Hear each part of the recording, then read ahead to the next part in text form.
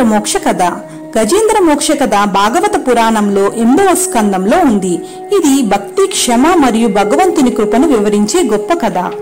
పూర్వంలో ఇంద్రజమ్యుడు అనే ఒక పుణ్యాత్ముడు రాజుగా ఉండేవాడు. అతడు మహావిష్ణువు భక్తుడిగా నిరంతరం ధ్యానంలో మునిగిపోయి భగవంతుని ఆరాధన చేస్తూ ఉండేవాడు.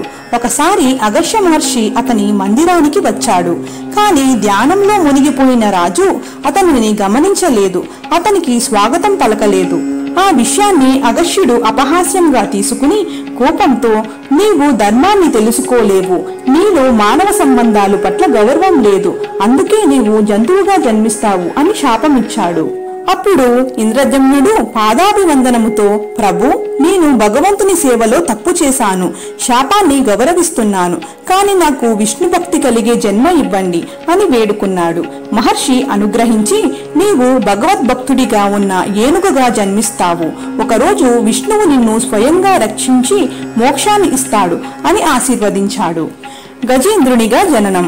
అలా ఆ రాజు తర్వాత జన్మలో శ్రీలంక ప్రాంతంలో ఉన్న త్రికూట పర్వతాల దగ్గర ఒక సుందరమైన అడవిలో ఓ మహా ఏనుగుగా జన్మించాడు. అతడు గజేంద్రుడు, ఏనుగుల రాజు. అతని వద్ద భార్య, పిల్లలు, అనుచరులు ఉండేవాడు. అతను సర్వస్వాన్ని వదిలి చాలా సంతోషంగా అడవిలో జీవించేవాడు. మొసలితో యుద్ధం. ఒకరోజు గజేంద్రుడు తన కుటుంబంతో కలిసి పర్వతంగా సమీపంలో ఉన్న పుష్కరిణి నదిలో స్నానం చేయడానికి వెళ్ళాడు. నీళ్లలో ఉండే ఒక మొసలి గజేంద్రుడి తొడను పట్టింది. గజేంద్రుడు ఆశ్చర్యపోయాడు. ఎంతగా తన్నినా లాగినా మొసలి అతనిని విడిచిపెట్టట్లేదు. గజేంద్రుడు పరాక్రమంతో పోరాడాడు.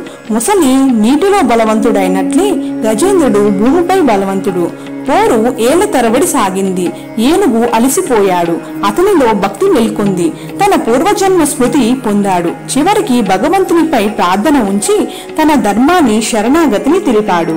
గజేంద్రుడు భగవంతుని తలుచుకుని ఇలా ప్రార్థించాడు, నారాయణ నారాయణ అస్మితస్మి తవ చరణౌ.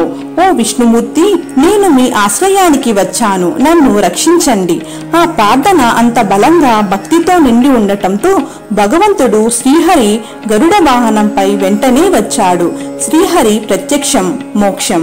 భగవంతుడు విచిత్రమైన దివ్య రూపంతో గజేంద్రుడు వద్దకు వచ్చి సుదర్శన చక్రముతో ముసలిని చంపాడు. ముసలి కూడా పూర్వజన్మ ఉంది. అతడు ఒక గంధర్వుడు అయినా హుహువు. అతను ఒకసారి మహర్షిని నీటిలో ఆటలాడుతూ అపహాస్యం చేయడంతో శాపం పొందాడు. అతనికి కూడా మోక్షం లభించింది. గజేంద్రుని భక్తిని మెచ్చిన విష్ణుమూర్తి అతనికి దివ్య రూపం ఇచ్చి వైకుంఠానికి తీసుకువెళ్లాడు. ఈ కథలో ఉన్న బోధలు. శరణాగతి మహత్యం. నిజమైన శరణాగతి ఉన్నప్పుడు భగవంతుడు తప్పకుండా రక్షిస్తాడు. భక్తి ముక్తికి మార్గం. శరీర బలాలు, బుద్ధి కాక భక్తి ద్వారానే మోక్షం సాధ్యమవుతుంది. పాపపుణ్యాల ఫలితం. ప్రస్తుత జీవితం మన పూర్వజన్మ ఫలితమే.